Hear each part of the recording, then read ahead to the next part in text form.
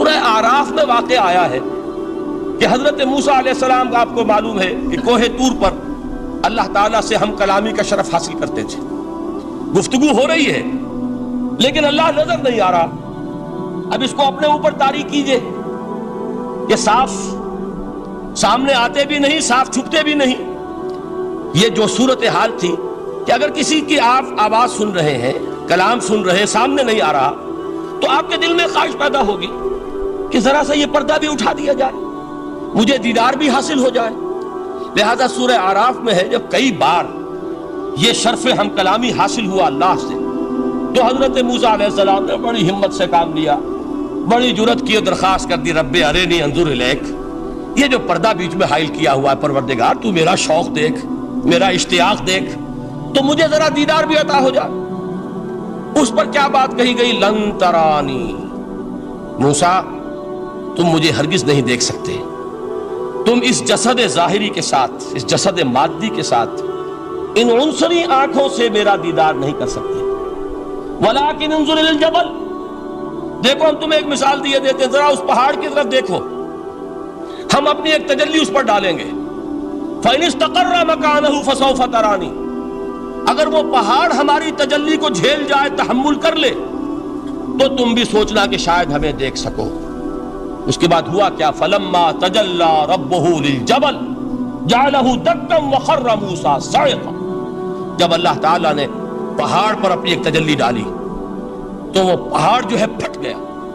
اور موسیٰ، اب دیکھیے براہ راست تجلی موسیٰ پر نہیں ہے، یہ انڈائریکٹ مشاہدہ ہے تجلی ربانی کا کہ جو پہاڑ پر ہوئی ہے، اور پہاڑ کی جو کیفیت ہوئی ہے اس کے مشاہدے سے حضرت موسیٰ بے ہوش ہو کر گر گئے. وَصَعِقَ مُوسَىٰ خَرَّ مُوسَىٰ صَعِقًا. یہ ہے وہ مثال جو یہاں دی ہے قرآن کے لیے.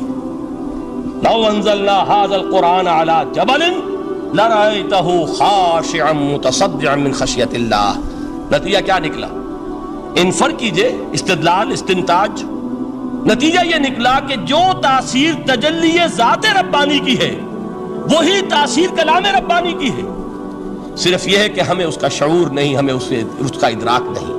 یہ بالکل ذات کی تجلی کی جو تاثیر تھی وہی قرآن خود بیان کر رہا ہے کہ اس کلام ربانی کی ہے. اس کو بھی علامہ اقبال نے خوب کہا ہے، فاش گویم آنچ در دل مزمرست، صاف کہہ دیتا ہوں جو کچھ میرے دل میں ہے. این کتابیں نیست چیزیں دیگر است. اسے کتاب نہ سمجھ بیٹھنا قرآن کو، یہ کتاب نہیں ہے، کچھ اور ہے. کچھ اور کیا ہے؟ مثل حق پنہاں ہم پیداستو، زندہ پائندہ گویاستو. یہ تو جیسے اللہ تعالیٰ کی ذات ہے، مثل حق، ذات حق سبحانہ و تعالیٰ کی طرح یہ زندہ ہے، پائندہ ہے.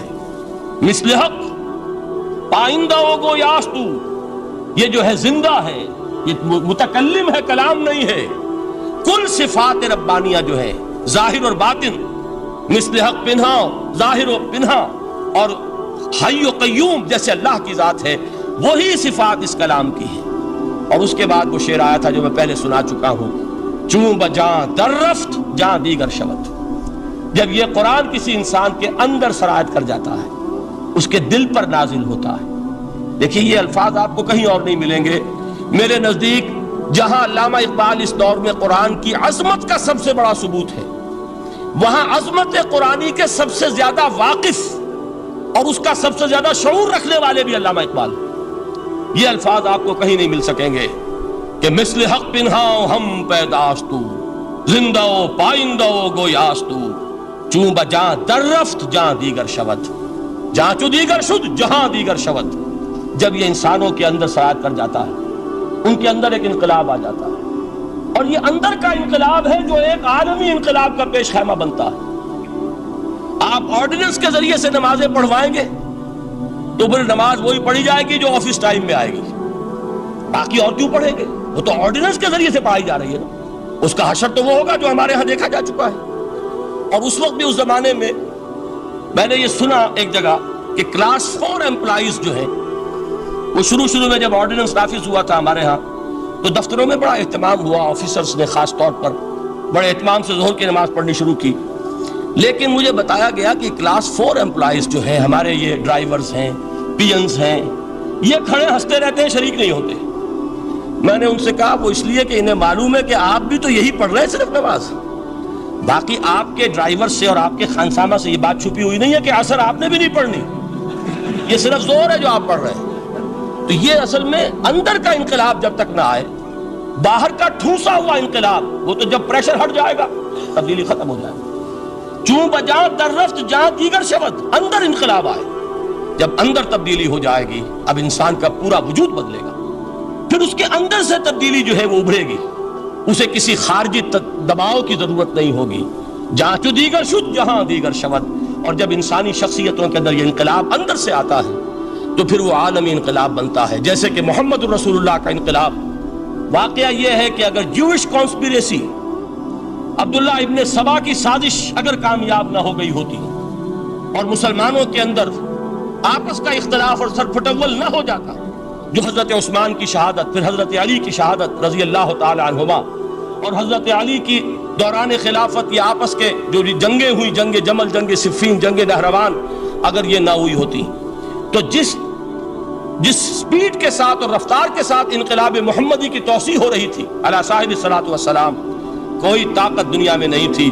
اقبال نے اس کا بھی نقشہ کھینچا ہے کہ تھمتا نہ تھا کسی سے سیل رواں ہمارا، وہ سیل رواں تھا، کوئی روکنے والا نہیں تھا۔ انٹرنل سیبوٹاج وہ ہے کہ جس نے اس انقلاب کا راستہ روکا ہے۔ تو واقعہ یہ ہے کہ وہ اندرونی انقلاب حضور نے برپا کیا قرآن کے ذریعے صحابہ میں، اندر سے جو انقلاب تھا اس نے عرب میں ایک انقلاب کی شکل اختیار کی، اور یہ انقلاب جو ہے اتنی اپنے اندر قوت رکھتا تھا، اتنی پوٹینشیلٹی تھی اس کی کہ وہ 20 برس کے اندر کہاں آکسس دریائے جیہوں، کہاں اٹلانٹک، تصور تو کیجیے تاریخ میں اس سے پہلے اتنی بڑی کوئی مملکت قائم ہوئی نہیں، کہاں یمن اور کہاں ایشیائے کوچک، ایشیا مائنر ٹرکی، یہاں سے وہاں اور وہاں سے یہاں، اتنی عظیم مملکت حضرت عثمان رضی اللہ تعالیٰ عنہ کے خلافت میں ہو چکی تھی۔ یہ بات اگر یہ چلتا معاملہ آگے تو کوئی قوت اب نہیں رہی تھی، سلطنت روما ختم ہو چکی تھی، سلطنت کسریٰ ختم ہو چکی تھی، بخشتے اڑ گئے تھے، اب کون سی طاقت رہ گئی تھی جو سیلاب کا راستہ روکتی؟ یہ وہ یہودی سازش ہے جس نے اندر سے سیبوٹاج کیا۔ بہرحال یہ ہے انقلاب محمدی کا طریقہ، اندر سے تبدیلی۔ اسی کو علامہ اقبال نے کہا ہے، تیرے ضمیر پہ جب تک نہ ہو نزول کتاب، گرہ کشا ہے نہ راضی نہ صاحب کشاف۔ یہ قرآن اب بھی تم ایسے محسوس کرو کہ جیسے تمہارے دل پر نازل ہو رہا ہے۔ اور مجھے یاد آیا امام ابن قیم رحمۃ اللہ علیہ، ان کا ایک بڑا پیارا جملہ ہے، وہ کہتے ہیں قرآن کے بعض پڑھنے والے ایسے ہیں کہ جب وہ قرآن کو پڑھتے ہیں تو یوں محسوس کرتے ہیں کہ قرآن مصحف میں لکھا ہوا نہیں ہے، ان کے اپنے دل کے اوپر کندہ ہے، دل کے اوپر سے پڑھ رہے ہیں، یعنی اتنی کامل مطابقت وہ محسوس کرتے ہیں، اپنی فطرت، ہیومن نیچر اور قرآن کے اندر اتنی مطابقت ہے، اس طرح وہ ٹیلی کرتے ہیں ایک دوسرے کے ساتھ کہ محسوس ہوتا ہے کہ وہ کتاب ان صفحات میں لکھی ہوئی نہیں ہے بلکہ لوح قلب پر لکھی ہوئی ہے کہ جہاں سے وہ انسان اسے پڑھ رہا ہے۔ تو پہلی بات تو قرآن مجید کی آیت کے حوالے سے اس پہلو سے ہمارے سامنے آئی کہ جو تاثیر ہے ذات ربانی کی تجلی کی، وہی تاثیر ہے اس قرآن مجید کی، بشرطے کہ ہمارے دل جو ہیں وہ کچھ اپنے اندر اس استعداد اور صلاحیت کو پیدا کر لیں۔ دوسرا مقام ہے سورہ یونس کا۔ اب کسی کلام کی عظمت کا دوسرا پہلو ہو سکتا ہے اس کی افادیت کے اعتبار سے، اس سے فائدہ کیا ہوگا نوع انسانی کے لیے۔ دیکھیے 2 آیات، یہ عظیم خزانے ہیں عظمت قرآن کے۔ سورہ یونس میں یا ایھا الناس، اے لوگو، قد جاءتکم موعظۃ من ربکم وشفاء لما فی الصدور وہدی ورحمۃ للمؤمنین۔ 4 الفاظ نوٹ کر لیجئے۔ اے لوگو، آ گئی ہے تمہارے پاس وہ چیز تمہارے رب کی طرف سے جو موعظہ ہے۔ موعظہ کسے کہتے ہیں؟ نصیحت۔ اس بات کو ذرا سمجھ لیجئے، ترتیب کیا ہے۔ نصیحت اسے کہتے ہیں، جی رہا نہیں جا رہا، میں نے اس کی ترتیب بدلی ہوئی ہے۔ مجھے یاد دلایا ایک صاحب نے کہ سورہ رحمان کی ابتدائی آیات کا بیان تو رہ گیا، وہ رہا نہیں، میں نے پڑھا کسی اور ترتیب سے تھا، بیان کسی اور ترتیب سے کر رہا ہوں۔ پڑھنے میں 4، 2 اور 1، اور اب جو میں بیان کر رہا ہوں پہلے 1 آیت سورہ حشر کی جو بیان کی، اب 2 آیات ہیں سورہ یونس کی۔ لوگوں، تمہارے پاس آ گئی ہے تمہارے رب کی طرف سے موعظت، اور تمہارے سینوں کے اندر جو روگ ہیں ان کے لیے علاج۔ توجہ کیجئے گا، ہم نے قرآن کو کیا سمجھا ہے؟ صرف ایک مقدس کتاب، ایک حصول ثواب یا ایصال ثواب کا آلہ۔ قرآن ہے کیا؟ نمبر ایک موعظہ۔ موعظہ کسے کہتے ہیں؟ وعظ اسے کہتے ہیں وہ بات جس سے دل نرم ہو جائے، دل کے اندر گداز پیدا کرنے والی شے۔ وجہ کیا ہے؟ اعلیٰ سے اعلیٰ حکیمانہ بات کسی سے کہی جائے، دل سخت ہے، اثر نہیں ہوگا، ایک کرسٹ آ جاتا ہے انسان کے دل کے اوپر۔ جیسے کہ یہود کے علماء کے بارے میں فرمایا گیا، ثم قست قلوبکم فہی کالحجارۃ او اشد قسوہ وان من الحجارۃ لما يتفجر منه الانہار وان منها لما يهبط من خشیۃ اللہ وان منها لما يشقق فيخرج منه الماء۔ اے لوگوں، پھر تمہارے دل سخت ہوتے چلے گئے، پھر وہ پتھروں کے مانند سخت ہو گئے، بلکہ ان سے بھی زیادہ سخت، اس لیے کہ پتھروں میں تو وہ بھی ہوتے ہیں کہ جو اللہ کے خوف سے گر جاتے ہیں، پتھروں میں وہ بھی ہوتے ہیں کہ جو اللہ کی خشیت سے پھٹ جاتے ہیں، ان میں سے پانی بہ نکلتا ہے۔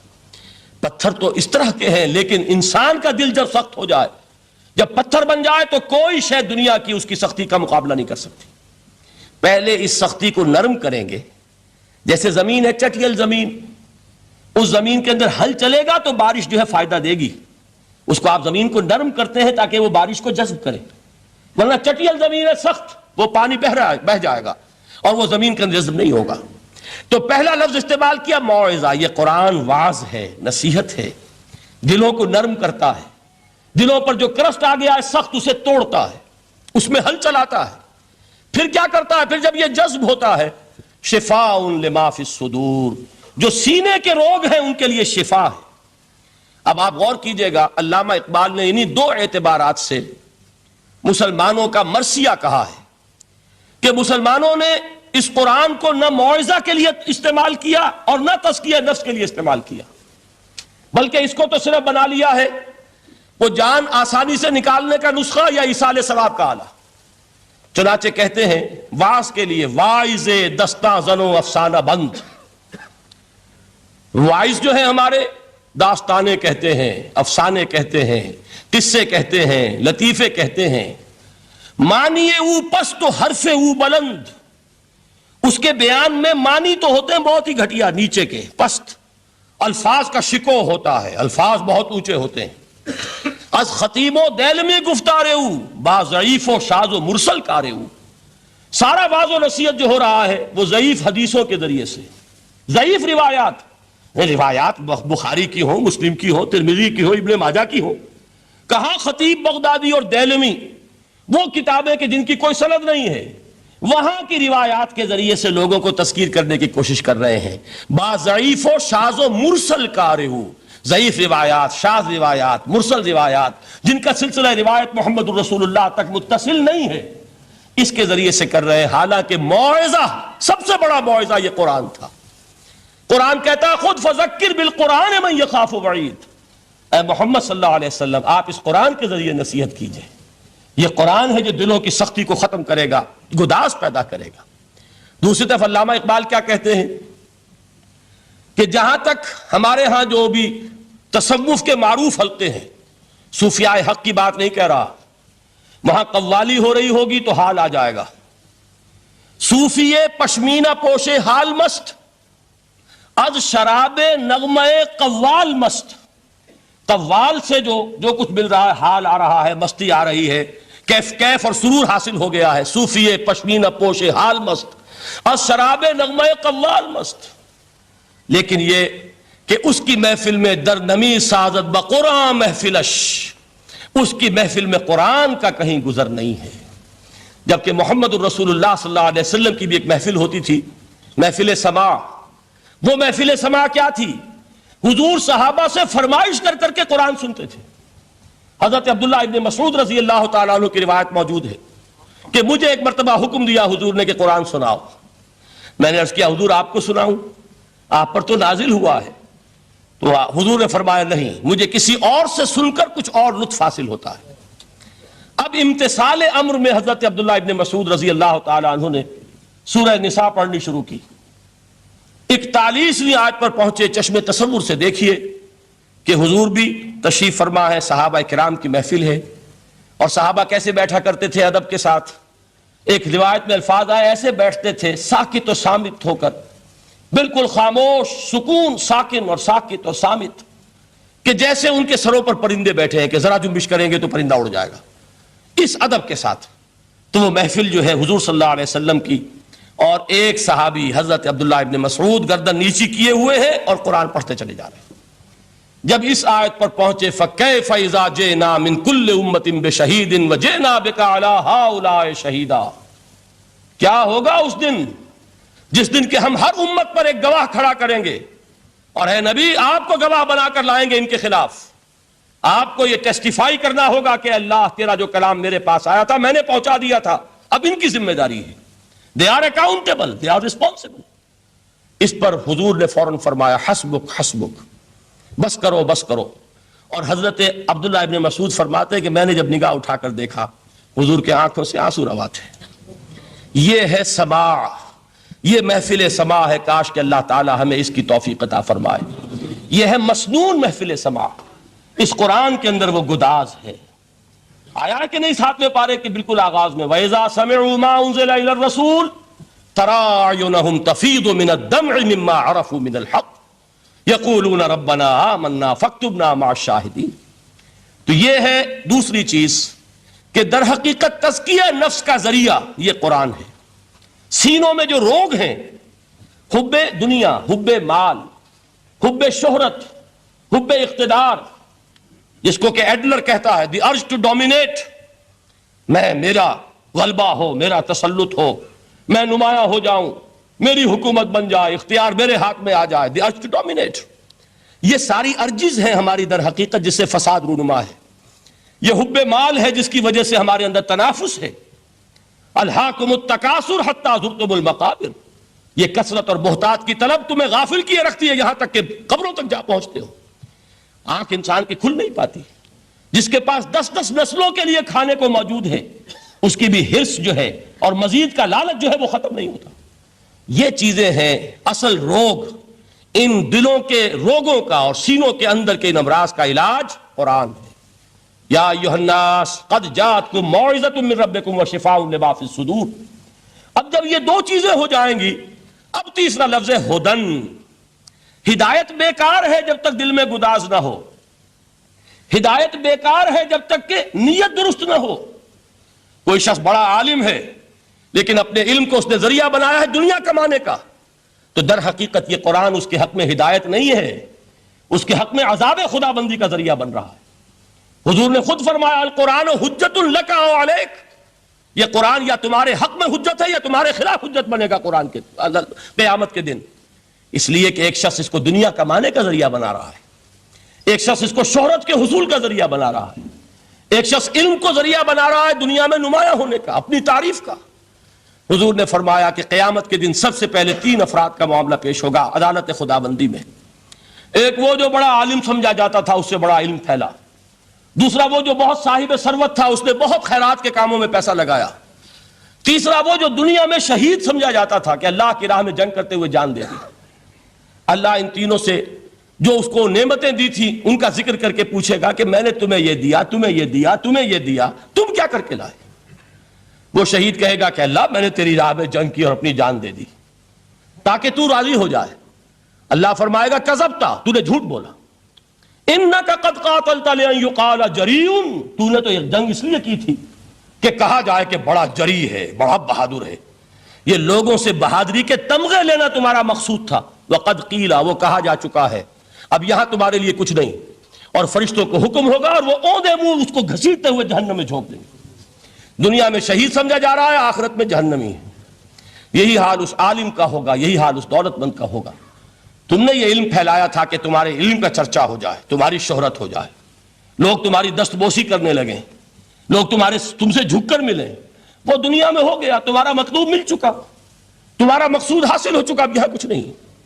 تو جان لیجئے کہ جب تک دلوں کے روگ درست نہ ہوں، علم بیکار ہے، ہدایت قطعاً غیر مفید ہے۔ پہلے دلوں کا کرسٹ اترے، اس کی سختی دور ہو، یہ ہے موعظہ۔ دلوں کے اندر سے حب جاہ، حب دنیا، حب مال نکلے، یہ ہے تزکیہ، شفاء لما فی الصدور۔ اب ہدایت خداوندی، اب راستہ آپ دیکھیں گے اور اس راستے پر چلیں گے۔ یہ ہدایت جو ہے دنیا میں، یہی آخرت میں رحمت کی شکل میں ظاہر ہوگی۔ جنہوں نے اس قرآن کی ہدایت سے فائدہ اس دنیا میں اٹھایا، آخرت میں رحمت خدابندی کی بدلیاں ان پر سائے کریں گی۔ ایک حدیث میں تو باقاعدہ الفاظ آئے ہیں کہ سورہ بقرہ اور سورہ آل عمران یہ دو بدلیوں کی صورت میں ظاہر ہوں گی میدان حشر میں، اور ان لوگوں پر سایہ کریں گی کہ جن کو ان سے بڑی محبت تھی۔ یہ چار الفاظ نوٹ کر لیجئے اسی ترتیب کے ساتھ، یا ایھا الناس قد جاءتکم موعظۃ من ربکم وشفاء لما فی الصدور وہدی ورحمۃ للمؤمنین قل بفضل اللہ وبرحمتہ، اے نبی کہہ دیجئے یہ اللہ کا بڑا فضل ہے، لوگوں سمجھو، اس کی بڑی رحمت کا ظہور ہوا ہے اس قرآن کی شکل میں، اس کی رحمت کا مظہر اتم قرآن ہے، اس کے فضل کا سب سے بڑا ثبوت قرآن ہے۔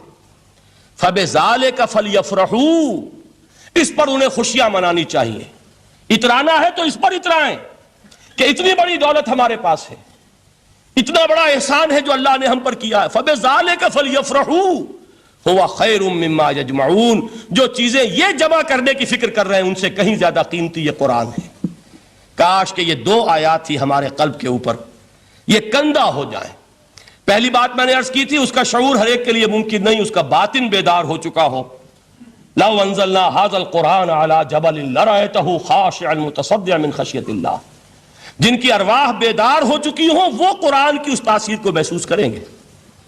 لیکن یہ دوسری چیز ہے کہ جو ہمارے لیے پریگمیٹک پہلو سے، عملی اعتبار سے، افادے کے اعتبار سے یہ چار الفاظ اور رحمت اور فضل خدابندی کا سب سے بڑا مظہر، اور خوشیاں مناؤ کہ اللہ کی یہ نعمت تمہارے پاس موجود ہے۔ اب وہ تیسرا مقام ہے سورہ رحمان کا، بڑی چھوٹی چھوٹی آیات۔ آپ نے سنا ہوگا حضور نے سورہ رحمان کے بارے میں فرمایا ہے، سورۃ الرحمان عروس القرآن، یہ سورہ رحمان جو ہے یہ قرآن کی دلہن ہے۔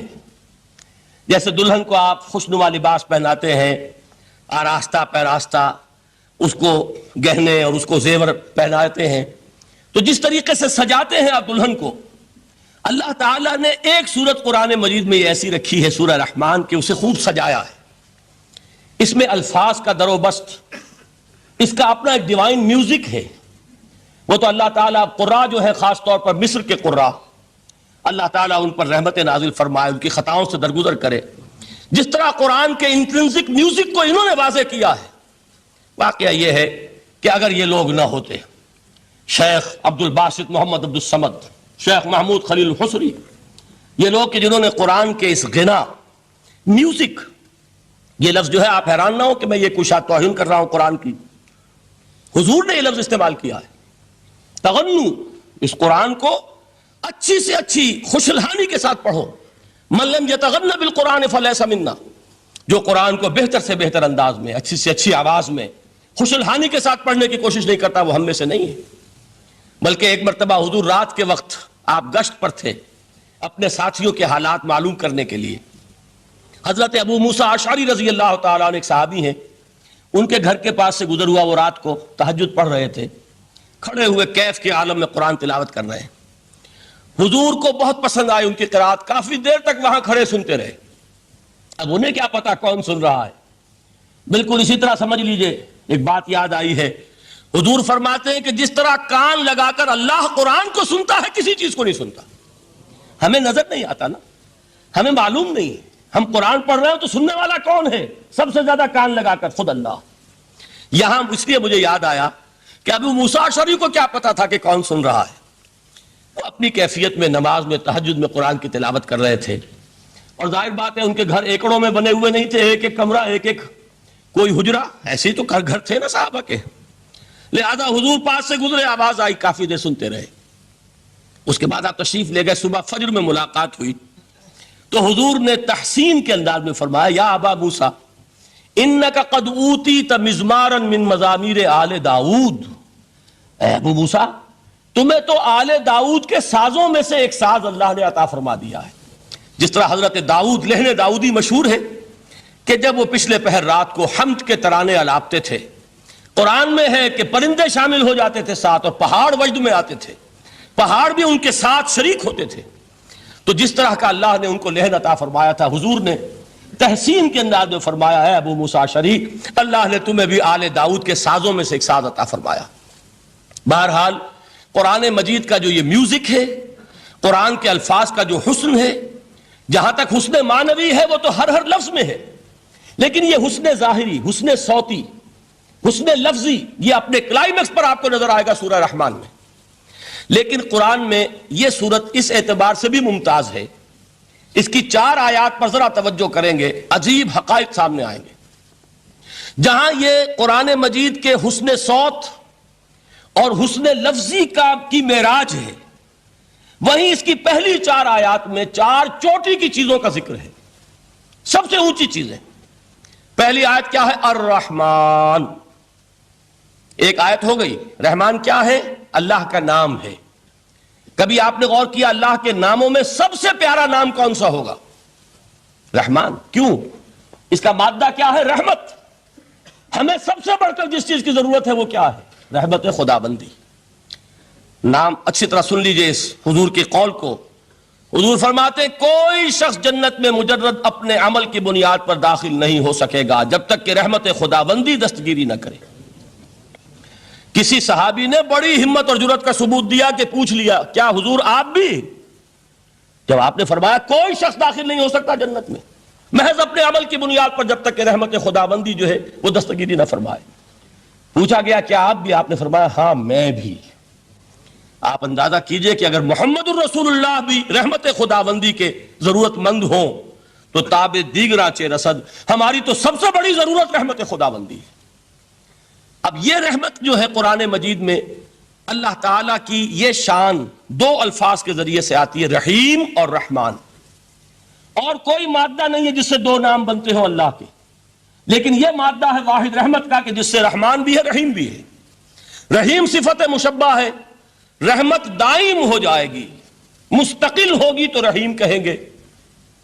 اور رحمان، اس میں رحمت کی ہے وہ شان ہے کہ جیسے ٹھاٹھے مارتا ہوا سمندر ہو، ہیجان کی کیفیت، طوفانی کیفیت، رحمت خداوندی کا طوفانی جوش، وہ ہے رحمان۔ آپ تو رہتے اس علاقے میں ہیں، آپ کو معلوم ہے عرب اگر بھوکا مرا جا رہا ہو تو کیا کہے گا؟ انا جوعان۔ پیاسا مرا جا رہا ہو انا عطشان۔ بہت غضبناک ہوگا غضبان، غضبان آصفہ قرآن میں آیا ہے، بہت غضبناک۔ رحمان جس کی رحمت جو ہے جوش میں ہے، ٹھاٹھے مارتے ہوئے سمندر کے مانند۔ تو یہ اللہ تعالیٰ کے ناموں میں سب سے پیارا نام۔ اب آگے چلیے، الرحمن علم القرآن، رحمان نے قرآن سکھایا۔ رحمت خداوندی کا سب سے بڑا مظہر، رحمان کی رحمانیت کا سب سے بڑا مظہر قرآن ہے۔ ان میں جو منطقی ربط ہے اس کو سمجھتے جائیے۔ اچھا آپ یہ سوچئے، جو علم بھی انسان کو حاصل ہوا وہ کس نے دیا؟ اللہ نے۔ سائنس کا علم کس نے دیا؟ اللہ نے۔ علم آدم الاسماء کلہا، وہ علم الاسماء جو حضرت آدم کو دے دیا گیا تھا ازل میں، یہ اسی کا ظہور ہے، یہ اسی کی ایکسفولیشن ہے جو ہو رہی ہے اور ہوتی رہے گی ابھی۔ اور دوسرے علم ہے وہ کس نے دی؟ اللہ نے دی۔ لا یحیطون بشیء من علمہ الا بما شاء، مخلوق میں سے کوئی اللہ کے علم میں سے کسی شے کا احاطہ نہیں کر سکتا مگر وہ جتنا اللہ دینا چاہے۔ لیکن یہ کہ تمام علوم میں چوٹی کا علم قرآن۔ نوٹ کرتے جائیے، اب چوٹی کی چیزیں جمع کیجئے۔ اللہ کے ناموں میں چوٹی کا نام رحمان، اللہ نے جو کچھ انسان کو سکھایا اس میں چوٹی کا علم قرآن۔ خلق الانسان، انسان کو پیدا فرمایا۔ سوال یہ کہ حیوانات کو کس نے پیدا فرمایا؟ آسمان کس نے پیدا کیے؟ زمین کس نے پیدا کی؟ فرشتے کس نے پیدا کیے؟ کیا مطلب خلق الانسان؟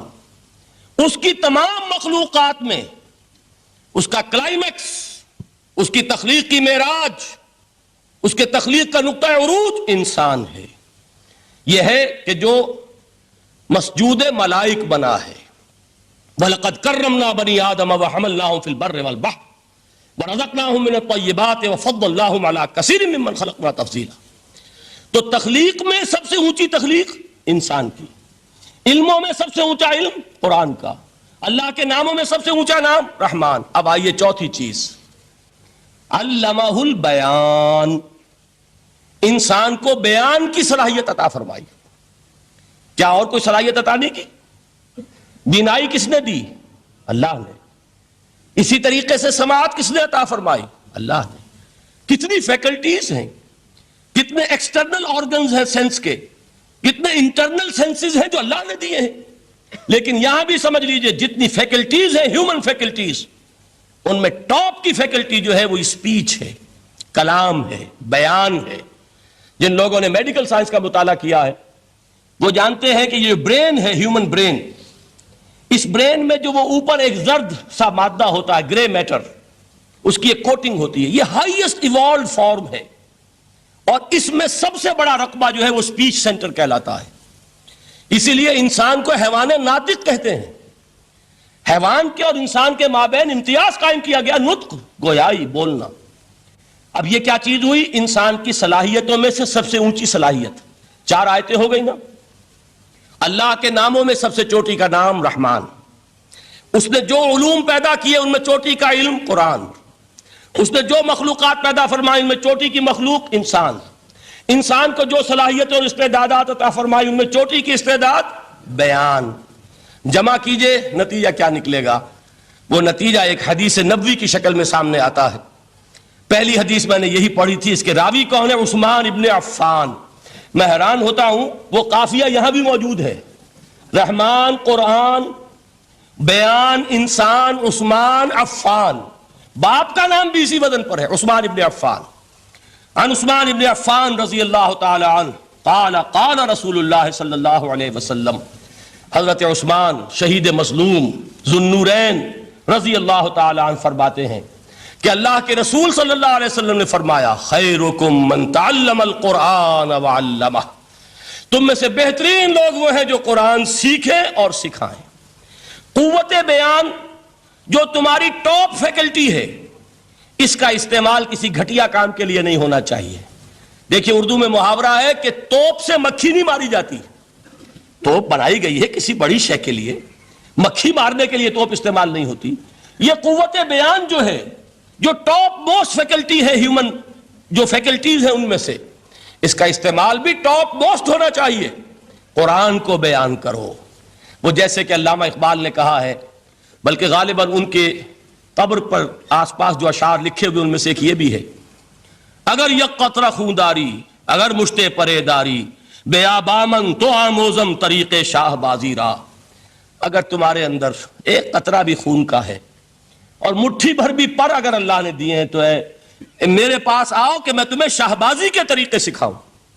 اسی طرح جان لیجئے اگر اللہ نے قوت گویائی عطا فرمائی، اگر اللہ نے تمہیں حیوان ناطق بنایا، اگر اللہ تعالیٰ نے تمہیں یہ صلاحیت عطا فرمائی، اس صلاحیت کا مصرف دنیا کو نہ بناؤ، اس صلاحیت کا مصرف اللہ کے کلام کو پھیلانے پر اس کو صرف کرو.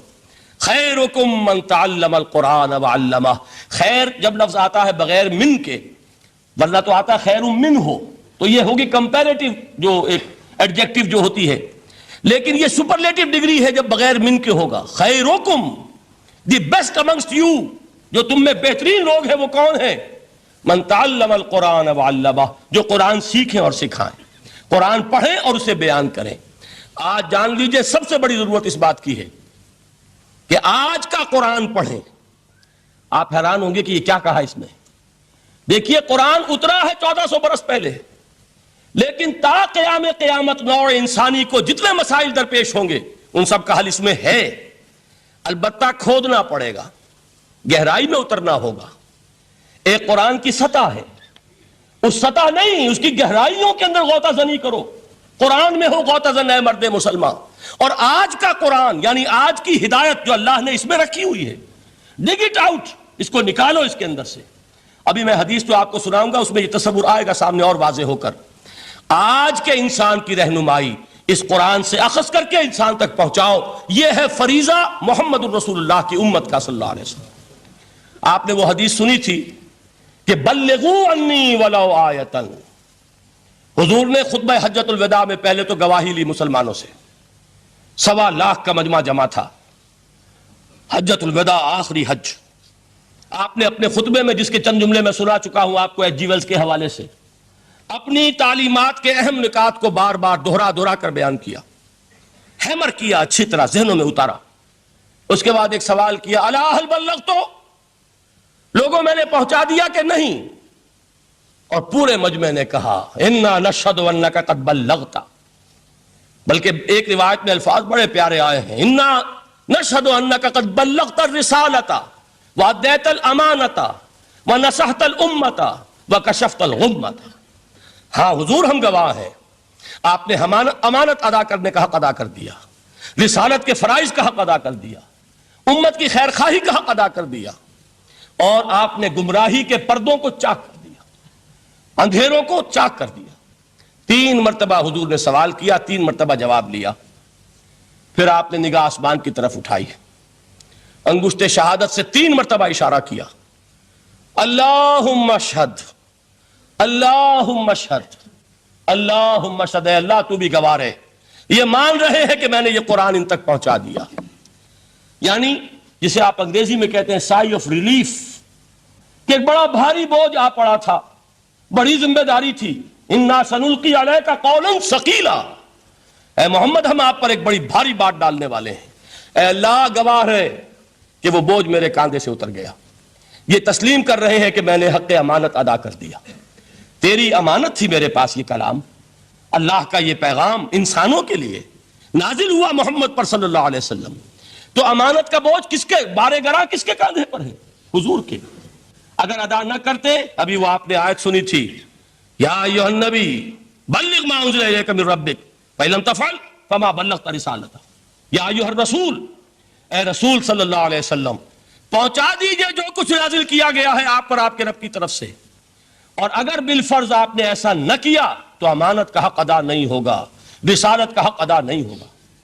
حضور نے پہنچا کر گواہی لے کر جیسے کہ ایک اطمینان کا سانس لیا، اللہم اشہد، اللہ تو بھی گواہ رہے.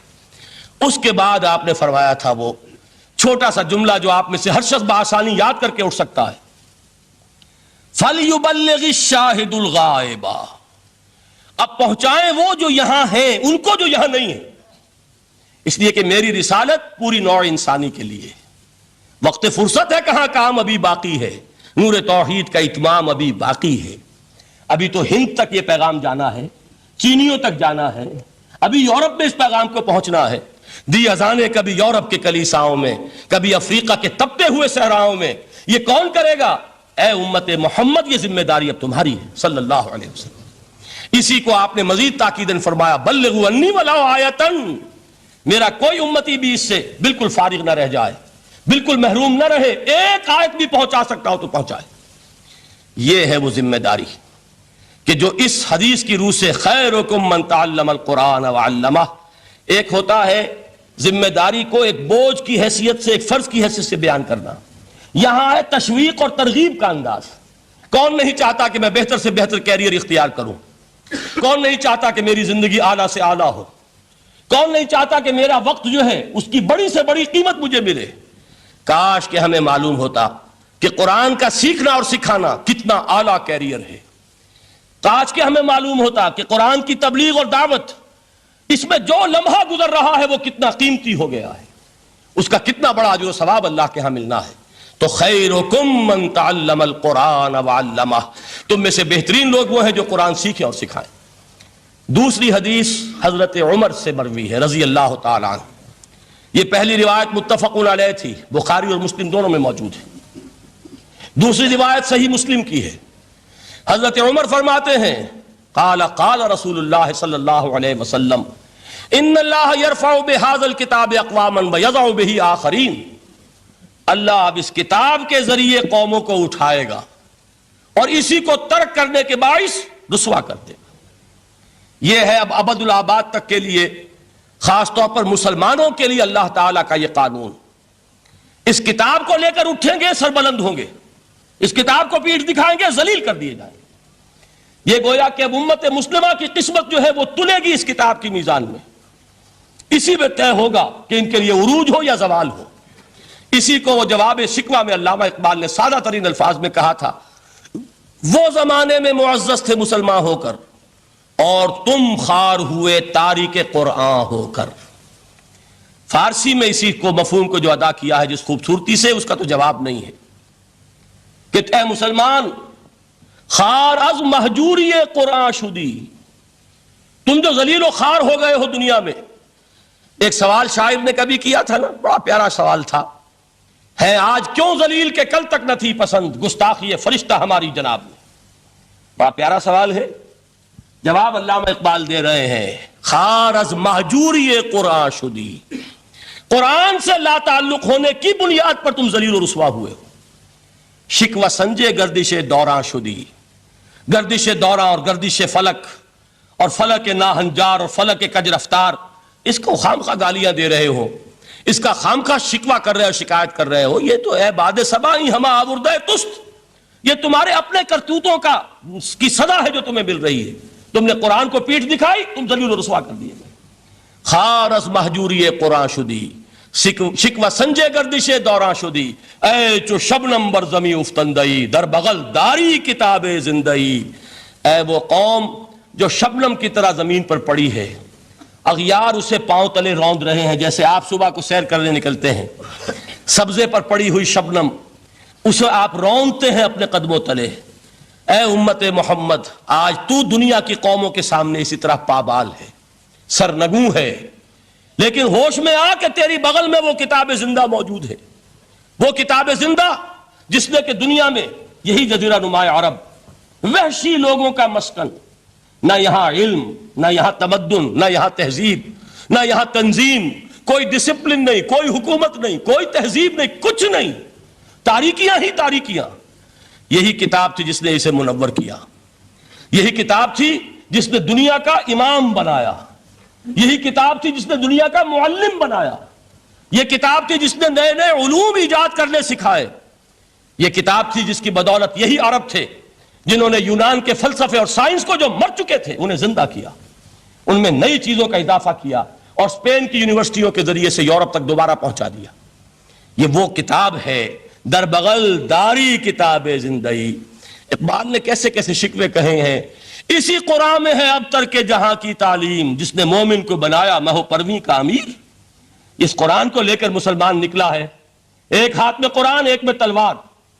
برا نہ مانیے، قرآن تلوار کا نام بھی آپ اپولوجیٹک انداز میں نہ لیا کریں۔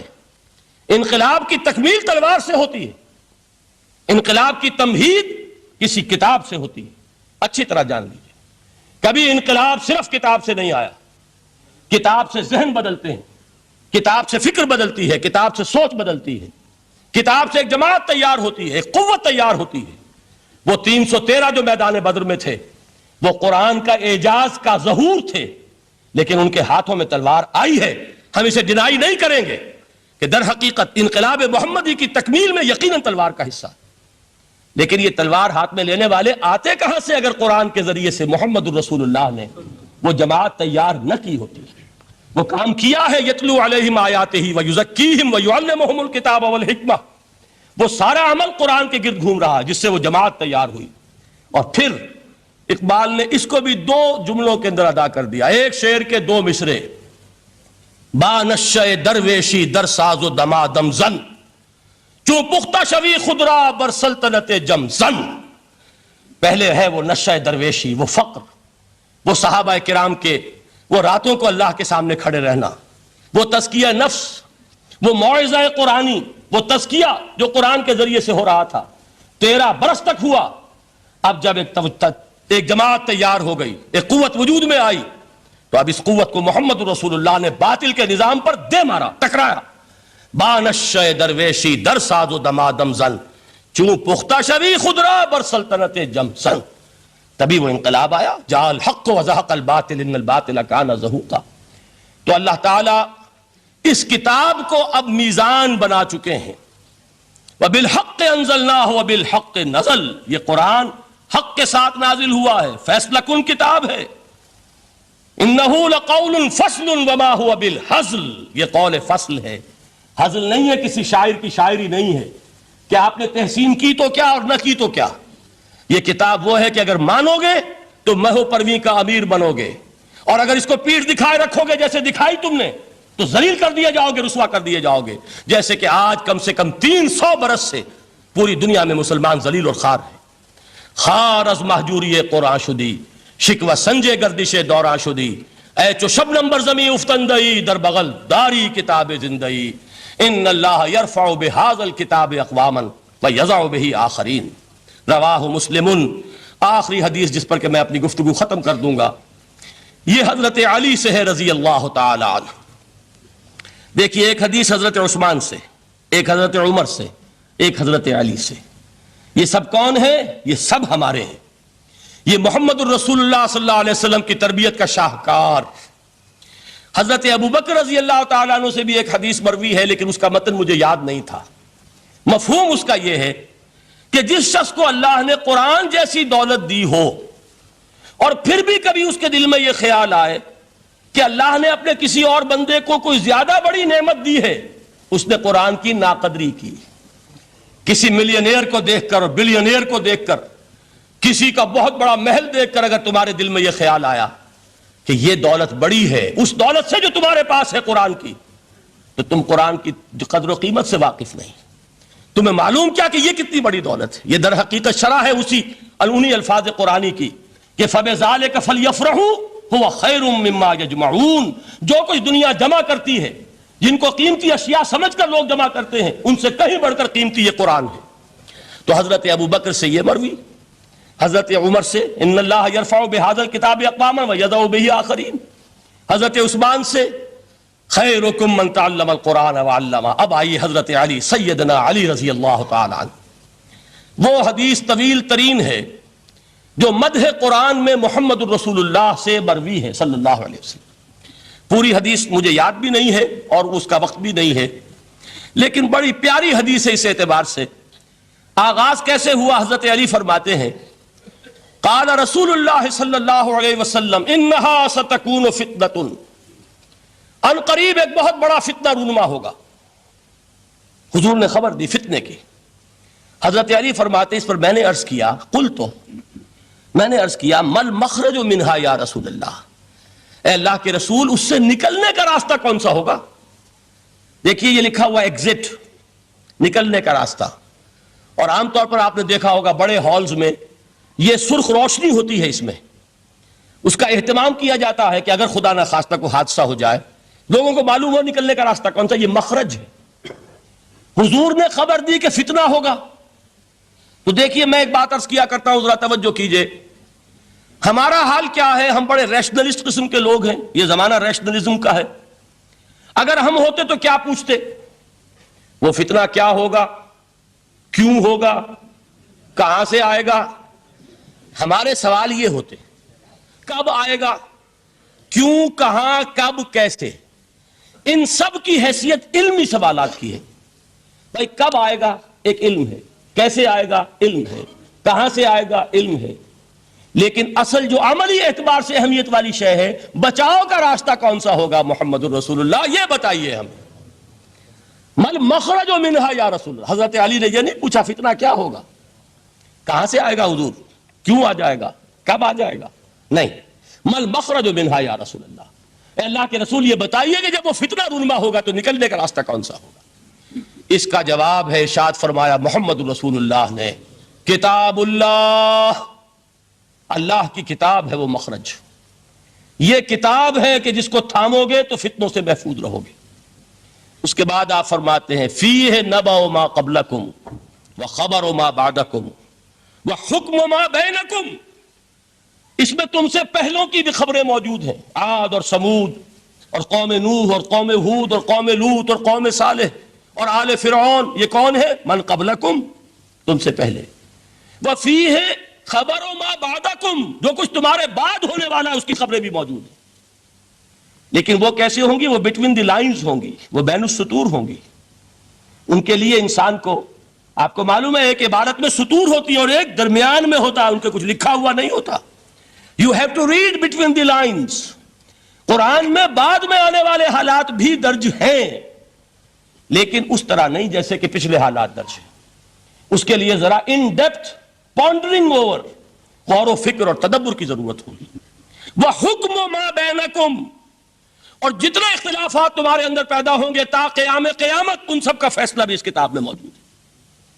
وَهُوَ حَبْلُ اللَّهِ الْمَتِينُ وَهُوَ الذِّكْرُ الْحَكِيمُ. یہی تو ہے وَهُوَ الصِّرَاطُ الْمُسْتَقِيمُ. سیدھا راستہ اور کون سا؟ یہی قرآن تو ہے. ہر رکعت میں کہتے ہو اهْدِنَا الصِّرَاطَ الْمُسْتَقِيمُ، اور قرآن دیا ہوا ہے اس پر غور نہیں کرتے. عجیب تماشا ہے ہمارا.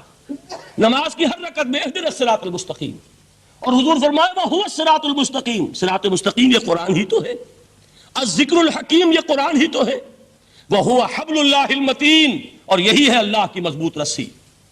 آپ نے قاری صاحب سے وہ آیات سنی سورہ آل عمران کی، وَاعْتَصِمُوا بِحَبْلِ اللَّهِ جَمِيعًا وَلَا تَفَرَّقُوا، اللہ کی رسی کو مضبوطی سے مل جل کر تھامو اور تفرقے میں مبتلا نہ ہو۔ تفرقہ ہوگا تو کیا ہوگا؟ تمہاری ہوا اکھڑ جائے گی۔ آج آپ کو معلوم ہے دول عرب اگر یہ یکجا ہو جائیں، ایک دن کے لیے اسرائیل قائم نہیں رہ سکتا۔ امریکہ نہیں، امریکہ کا باپ اسے قائم نہیں رکھ سکتا۔ اگر امت عرب ہی جمع ہو جائے، عالم اسلام تو بڑی شے ہے۔ جو وسائل ان کے پاس ہیں، جو اللہ تعالیٰ نے ان کو نعمتیں عطا فرمائی ہیں، لیکن افتراق، انتشار، اختلاف، جتھے بندی، گروہ بندی، دھڑے بندی، اس نے اسرائیل کا خنجر ان کے سینے میں پیوست کیا ہوا۔ اس لیے کہ فَتَذْهَبَ رِيحُكُمْ، اگر تم اختلاف کرو گے تو تمہاری ہوا اکھڑ جائے گی۔ آج وہ ہوا اکھڑ چکی ہے۔ تو فرمایا وَاعْتَصِمُوا بِحَبْلِ اللَّهِ جَمِيعًا وَلَا تَفَرَّقُوا، اللہ کی رسی کو مضبوطی کے ساتھ مل جل کر تھامو اور تفرقے میں مت پڑو۔ حضور فرما رہے ہیں وہ اللہ کی رسی کون سی؟ هُوَ حَبْلُ اللَّهِ الْمَتِينُ، یہی قرآن ہے اللہ کی مضبوط رسی۔ علامہ اقبال نے کیا خوب کہا ہے۔ علامہ اقبال نے قرآن اور حدیث کے حقائق کو جس طریقے سے اشعار کا جامع پہنایا ہے، وہ تو خود کہتے ہیں گوہر دریائے قرآن سفتام، میں نے قرآن مجید کے دریا سے موتی نکال کر اپنے اشعار کے اندر میں نے چن دیے ہیں۔ میرا کام اور کچھ نہیں ہے۔ موتی کوئی بھی غواص پیدا نہیں کرتا، دریا کی گہرائی سے نکال لاتا ہے۔ یہ میری حکمت نہیں ہے جو میرے اشعار میں ہے، یہ میں نے قرآن مجید کے دریا میں غوطہ زنی کر کے اس سے یہ موتی نکالے۔ گوہر دریائے قرآن سفتام۔ اب دیکھیے اسی حدیث کے اس ٹکڑے کو کیسے شعر میں لائے ہیں۔ از یک آئینی مسلمان زندہ است، پے کرے ملت ز قرآن زندہ ہست۔ مسلمان کی زندگی تو ایک آئین کے بدولت ہے، یہ آئین قرآن۔ جو کہا تھا کبھی قائد اعظم مرحوم نے، جب پوچھا گیا تھا کہ آپ کے پاکستان کا دستور کیا ہوگا، کیا فرمایا تھا؟ یاد کیجئے کہ ہمیں کسی نئے دستور کی ضرورت نہیں، ہمارا دستور 1400 برس پہلے طے ہو چکا ہے۔ یہ ہماری بدقسمتی ہے جو کچھ کہا تھا قائد اعظم نے کہ God has given us a golden opportunity to prove our worth as architects of a new state, and let it not be said that we didn't prove equal to the task۔ میں معذرت کے ساتھ عرض کروں گا حضرت کہ واقعہ یہ ہے کہ ہم اس کے equal to the task ثابت نہیں ہوئے۔ قائد اعظم کا دیا ہوا پاکستان آج دنیا میں موجود نہیں ہے، اس کا ایک حصہ اپنے نام سے دستبردار ہو کر بنگلہ دیش بن چکا ہے۔ اس نے اپنی تاریخ کو خیر بات کہہ دیا ہے، حالانکہ مسلم لیگ کی جنم بھومی ڈھاکہ ہے۔ 1906 میں ڈھاکہ میں مسلم لیگ نے جنم لیا تھا، اور اگر وہ صرف ہم سے علیحدہ ہوتا یہ اکیلا صدمہ ہوتا، لیکن یہ کہ اس نے جب نام بدلا ہے، در حقیقت اس نے اپنے تاریخ سے، اپنے پس منظر سے استعفیٰ دیا ہے۔ یہ ہمارا دوہرا ہمارے لیے صدمے کی بات ہے۔ کیا دو یمن موجود نہیں ہیں؟ ان میں سے کوئی ایک بھی اپنا نام چھوڑنے کو تیار ہوگا؟ کیا دو جرمنی دنیا میں موجود نہیں ہیں؟ کوئی ایک بھی ان میں سے اپنا نام چھوڑے گا؟ کیا دو کوریا نہیں ہیں؟ دو ویتنام نہیں ہیں؟ تو کیا دو پاکستان نہیں ہو سکتے تھے؟ ہو سکتے تھے۔ میں یہ کہا کرتا ہوں کہ یہ گہرا صدمہ ہے علیحدگی، اور دوہرا صدمہ ہے، اور اس سے کہیں زیادہ بڑا کہ انہوں نے اپنا نام بدل دیا، اپنی آئیڈینٹی چینج کر دی۔ انہوں نے وہ نام اپنے ماتھے سے اتار کر خلیج بنگال کے اندر دبو دیا۔ یہ بہت بڑی سزا ہے جو ہمیں ملی ہے۔ کیوں ملی ہے؟ کہ ہم نے 25 برس تک اس جس کو کہا تھا کہ وہ ہمارا آئین ہے، اس کو آئین نہیں بنایا۔ ہم نے دنیا کے سامنے جھولیاں پساری، ہم نے طرح طرح کے نظاموں کو آزمایا، لیکن اس قرآن کی طرف پیش قدمی نہیں کی۔ اللہ تعالیٰ ڈھیل دیتا ہے لیکن سزا بھی بہت سخت ہوتی ہے۔ ان بطش ربک لشدید، وہ ہم پر کوڑا برسا ہے۔ تاریخ انسانی کی عظیم ترین شکستوں میں سے ایک شکست ہے